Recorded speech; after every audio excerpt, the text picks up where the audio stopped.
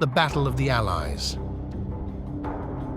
Several almighty empires joined forces against a common foe, a ravenous parasitic race hell-bent on domination and slavery. Here to their homeworld, the System Lords were pushed back by this mighty alliance. This is where they make their final stand.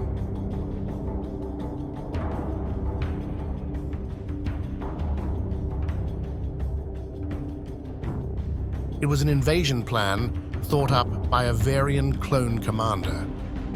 Operation Set was to take place under the cover of night to take multiple key towns by surprise to secure a landing zone for the bulk of the Allied forces.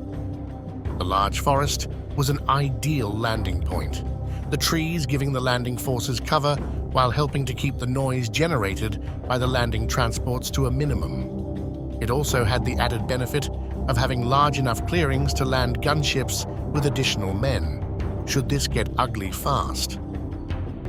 And so it was. The leaders of the Allies gave the green light for the invasion.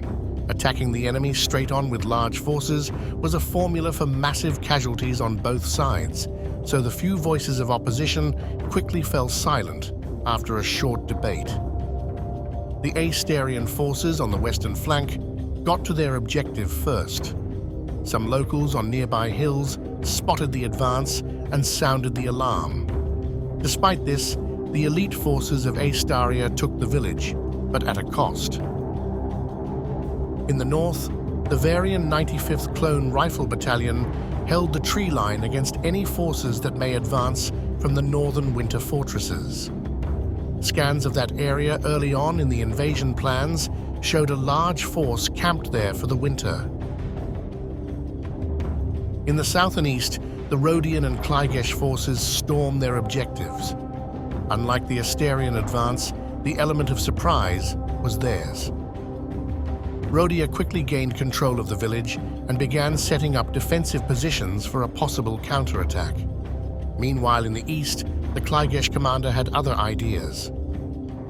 The man in charge of the Klygesh expeditionary forces was John Varangian, Grand Master of a great holy order. His limited losses and quick victory made him want to press his advance. A small contingent of men stay at the primary objective, while the bulk of the force moved to the very defendable hillsides further east. The larger force split into smaller groups spreading across the hillsides. They only had enough provisions to take the first objective, but the Klygesh began to live off the land. They found farms and took stores to keep them going, meaning there was no need for a supply line so they can move at a faster pace. After taking some key positions on the hills, the Klygesh infantry moved to attack the village from the east. The Grand Master expected the town to have been warned about their advance, and he was right. Locals formed a hastily built defensive line in the northwest, expecting a straight advance to their position from the last taken village. The Grand Master would show his cunning when he attacked from the opposite side, pinning the militia against the wall of their own defenses. In disarray, and without any proper military officer leading them, the village militia quickly surrender to a far smaller force.